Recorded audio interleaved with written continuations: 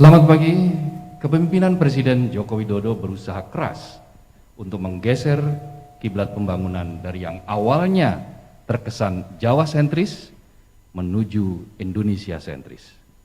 Aneka proyek pembangunan baik yang fisik maupun non-fisik digenjot dengan semangat pemerataan. Tak terkecuali di Sumatera, Kementerian Badan Usaha Milik Negara (BUMN) sebagai garda terdepan pelaksana semangat pembangunan itu pun bergerak dengan sangat cepat.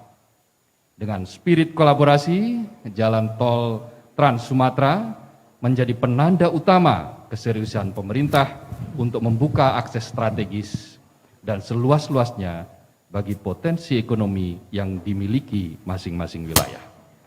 Lantas, seperti apa langkah dan upaya BUMN secara lebih detail untuk mendorong peningkatan ekonomi di Sumatera?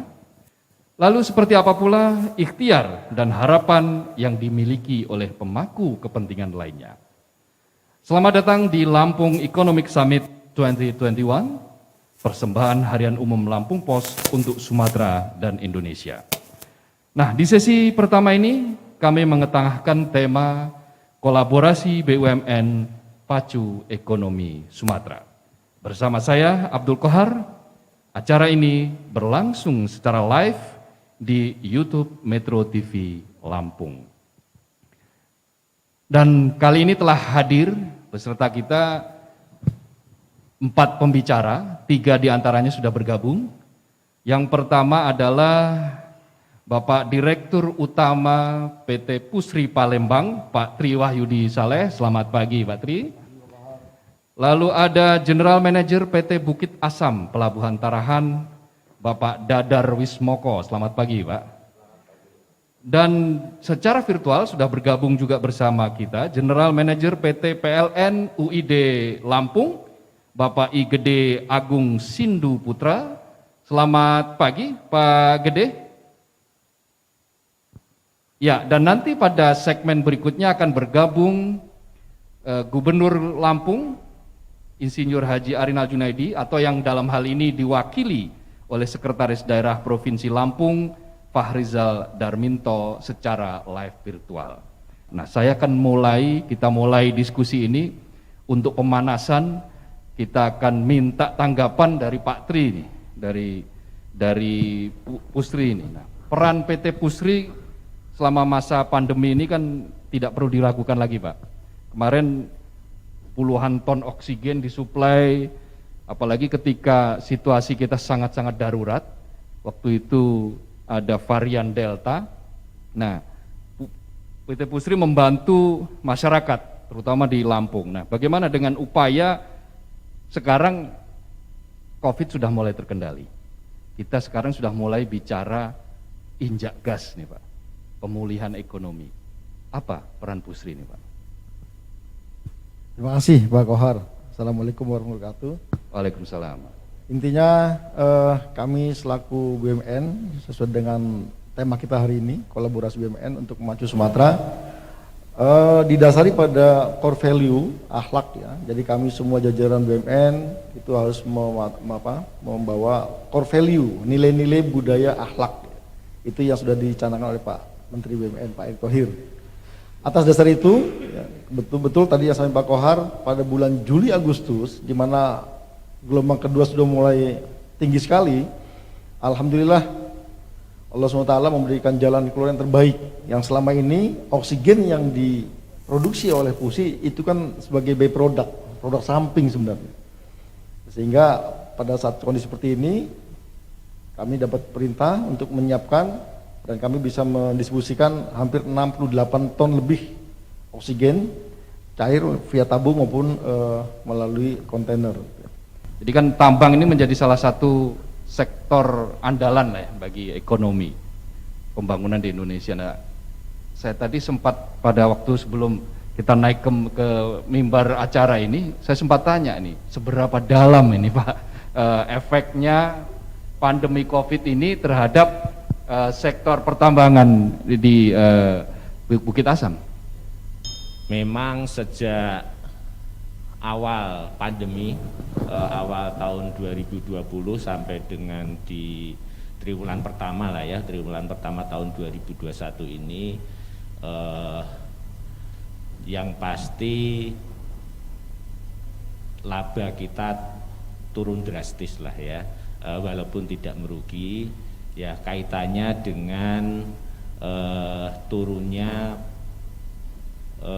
demand permintaan PLN terhadap suplai batu bara.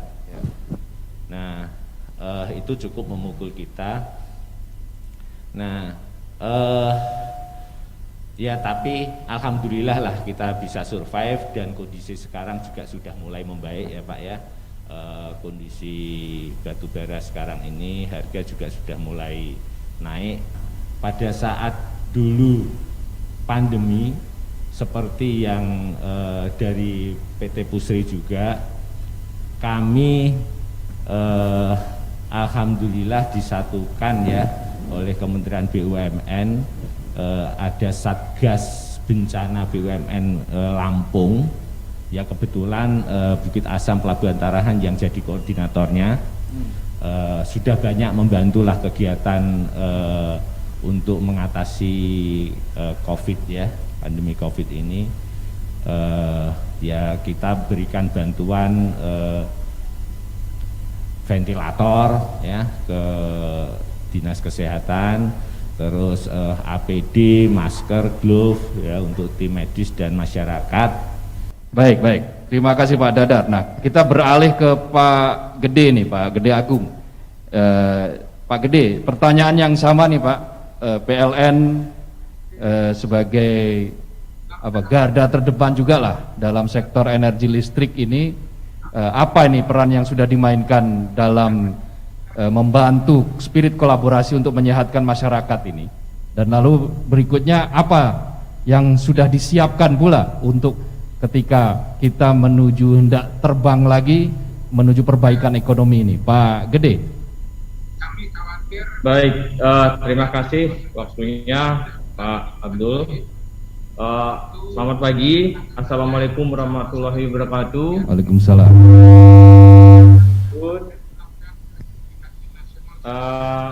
PLN punya misi sesuai dengan amanah undang-undang tentang tenaga listrikan dan BUMN. Tentunya yang pertama adalah menjadikan tenaga listrik sebagai media untuk meningkatkan kualitas kehidupan masyarakat, dan yang kedua mengupayakan agar tenaga listrik menjadi pendorong kegiatan ekonomi. Nah, ini cocok ini Pak terkait dengan pertanyaannya. Pada masa pandemi seperti yang disampaikan teman-teman kami, saudara kami ya di PT Pusri, Bukit Asam,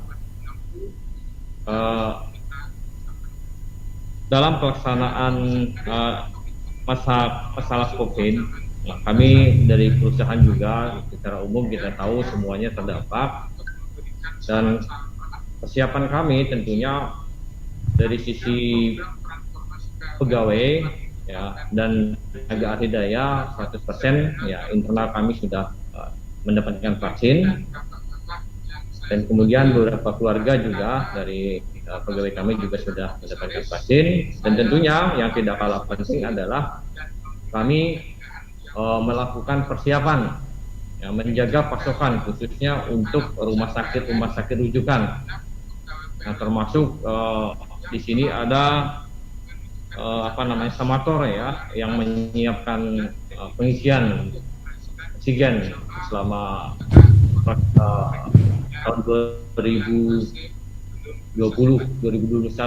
Terima kasih Pak Gede. Nanti kita akan elaborasi lebih jauh lagi, dan pemirsa jangan kemana-mana. Nanti setelah pesan-pesan berikut ini Anda tetap bersama kami di Lampung Economic Summit 2021. Jangan kemana-mana.